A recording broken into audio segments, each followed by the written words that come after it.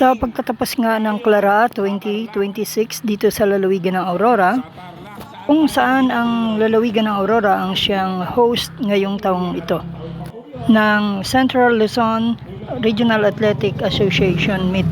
Ito'y ginanap dito sa Central Aurora at kabilang ang bayan ng Maria Aurora sa tinuluyan ng mga players ng Nueva Ecija Division. Pansin natin sa mga players na kapag hapon sila ay namimili ng mga pagkain o merienda dito sa may harapan ng Maria Aurora Public Market sa mga nagtitinda ng mga kwek-kwek fishball at mga barbecue, juice at kung ano-ano pa.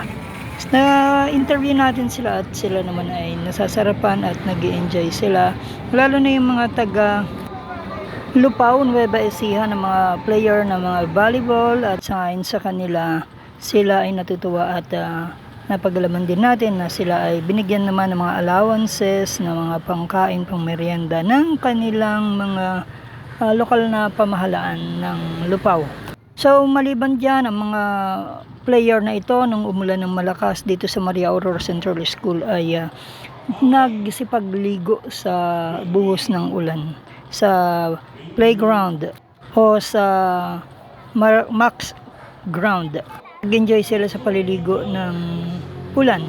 Ang iba naman ay namimili sa kung saan-saan, lalo na't kung gabi sarado na ang lahat, sila ay namimili di umano sa 7-Eleven sa may Barangay 1. So ilan pa ang ating mga na-interview ng mga bumisita dito, hindi lamang actually pagbisita ang ginawa nila rito, kundi talagang pakikipagdigma o pakikipagtunggali ng talino, galing, lakas at arts sa sining, sa larangan ng sports sa ilalim ng DepEd. Ang pangunahin nilang misyon ang magkaroon ng mga panalo, medalya na maiuwi at may pagbubunyi sa kanilang kababayan, sa kanilang mga lokal na pamunuan ng lalawigan ng Nueva Ecija. Inumusta natin ang ilan sa kanila at isang player na lalaki ang ating na-interview. Ngayon sila ay nagkakaroon ng victory ball nung patapos na yung laro ng Clara A, kung saan nagkaroon din sila ng awarding sa mga nagtamo ng mga medalya, bronze, silver, or gold. Pinarangalan rin kasi ngayong gabi itong mga coaches nila na nagpursige na sila ay makapanalo. Nakaka-proud naman.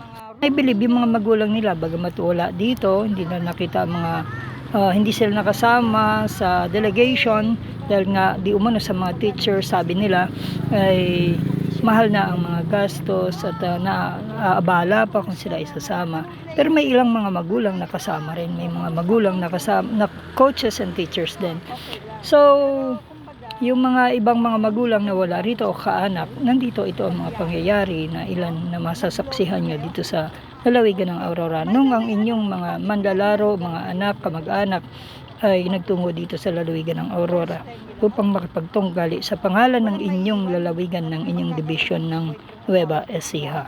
Kapuri-puring representa nila ang mga taga Nueva Ecija.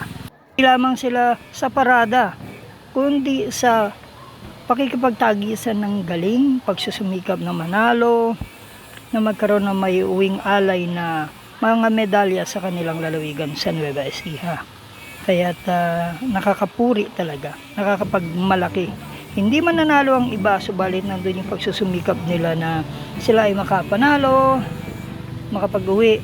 Kung hindi man nanalo, nakipagtunggali sa pangalan ng Nueva Ecija Generals.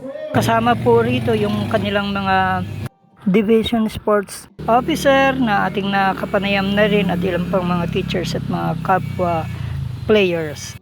Maganda at maayos naman ang kanilang pag-aasikaso sa mga pagkain at maganda ang pag-aasikaso ng Maria Aurora Central Schools, sa pamunuan ng principals at lahat ng staff sa pagbabantay, pagbibigay ng mga pangailangan nila. Pinuri naman nila ang mga pamunuan maging ang LGU ng Maria Aurora.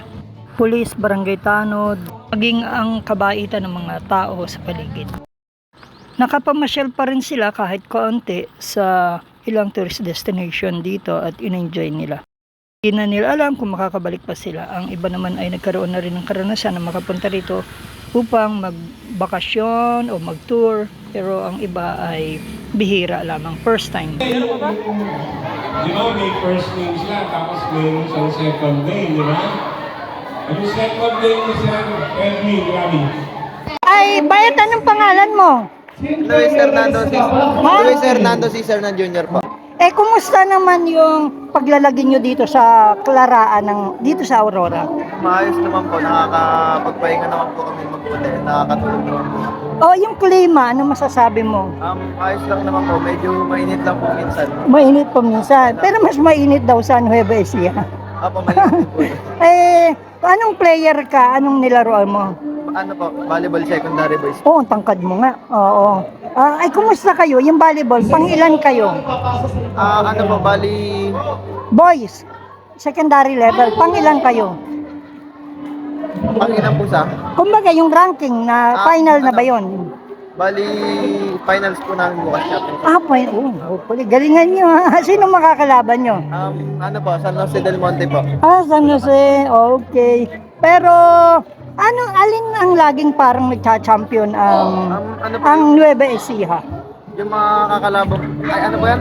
Alin laging laging nagcha-champion yung Nueva Ecija? Palagay Ngayon po, mo. meron pong champion na sa Arnis tsaka archery po. Tsaka? Arnis po tsaka archery. Archery, okay. Sana po bukas po yung volleyball secondary boys po tsaka yung Saan gaganapin yan?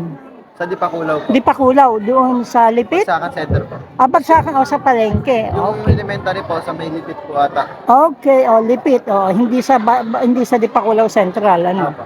Okay, good luck. At kumusta naman? Nakikita kayo, namimili kayo sa palengke ng mga merienda. Kumusta naman yung mga tao dito sa Maria? Ayos lang naman po. Nakikipag-greet naman po kami minsan ng kahit magandang umaga.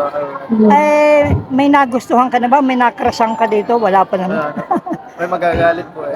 May magagalit. Kumusta yung pagtanggap ng mga munisipyo namin? Ayos naman po. Okay. Smooth naman po siya.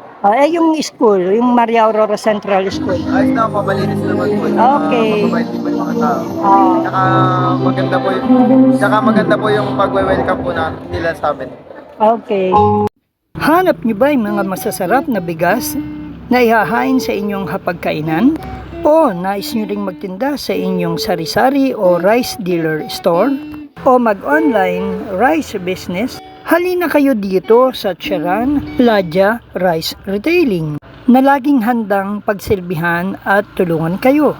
Available sa kanila ang masasarap, malalambot, de kalidad, napakagagandang uri ng mga bigas na pawang inani sa lalawigan ng Aurora. Kaya't ito'y first class at hindi durug-durug na nasa tamang presyo at husto pa sa timbang. Ang Charan Rice Retailing ay matatagpuan sa Barangay 4 sa bayan ng Maria Aurora sa Aurora Province, sa Mangasar Street, corner ML Quezon Street, patungo ng Maria Aurora Public Market. Ang Charan Ladya Rice Retailing ay kompleto sa dokumento at business permit. Makabibili sa kanila ng wholesale at retail price. Sila ay namimili rin ng mga aning palay sa magandang presyo.